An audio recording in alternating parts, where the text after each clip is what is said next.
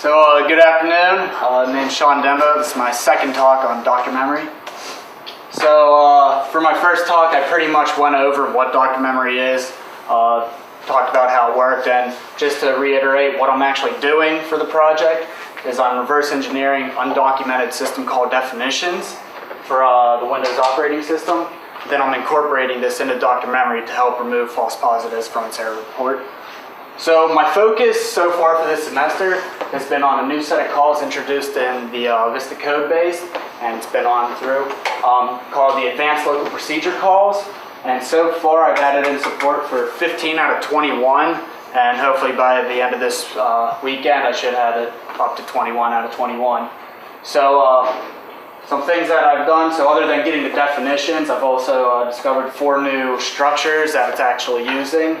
And then I've also added in a test app for Dr. Memory. So after any code revision, it uses like Google test bots to actually run through. So I added in a test app which actually invokes a couple of assist calls for testing. So pretty much most of the stuff I'm doing is reverse engineering, so there's not too many like demoing to do, because I don't think you guys want to sit there staring at assembly with me. If you do, let me know though.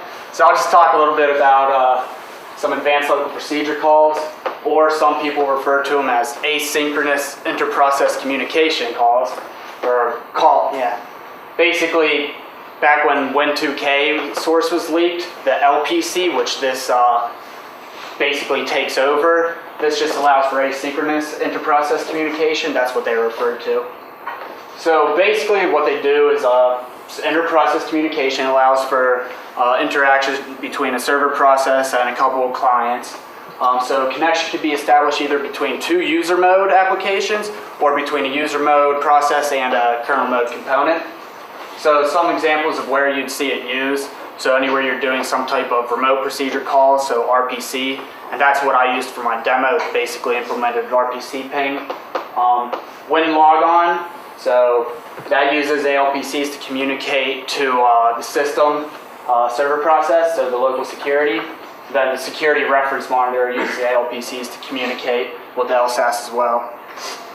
So here are all the calls that I completed. If you want to check out the full definitions, just pull down the source. I documented all the calls themselves for full reference. So just continued through. Again, it's all open source. So here's what I have left to do. So I pretty much have the majority of them done. I just gotta include them into Dr. Memory and actually test them out. Problem is I don't have any applications that invoke them to test it, so it's all static. So I really gotta make sure it's correct. The one I was having issues with this, I've actually had the definitions for that for a while. It's just, it seems to be having custom data, so I've been tracking that down in the kernel, trying to find out what that is. So what's next? So what are my plans after I finish up these ALPC calls?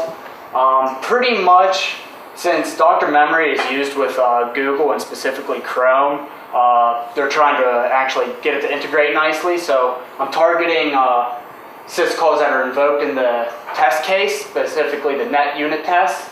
And basically I'm just going to start, whichever gets invoked the most, start with that one and just work down a list. And there's a lot of them. So it's pretty much the basis of it. Does anyone have any questions? Yes? What's Dr. Memory? It's a memory debugger. Okay. So you know Valgrind? Yeah. It's like that, but for Windows and Linux. It runs on top of Dynamo Rio. Guess you missed the first one. Yeah. Yeah. How do you go about discovering these undocumented system calls and structures? Okay, so pretty much, so you know how system calls work in the kernel. So once I find something that invokes them, so these Chrome unit test case, I set a breakpoint on them. The information is public. If you look in where they're actually exported in the NTDLL, you'll see like it actually gives you the syscall number and everything. So really you can set up hooks on the system-wide process to be able to see where they're actually happening. But for me, I've just been posting them off that. Then you see what DLLs use them, so you can actually just reverse engineer the user mode of how it sets them up. And then from there you can see, because again, we need to document what's a pointer, what's not, what's in, and what's actually going to be output. So do you have to like manually figure out what each parameter is? Yes. Like, what is the meaning of this parameter? Yes.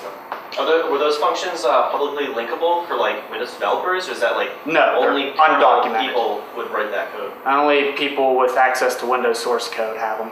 Interesting.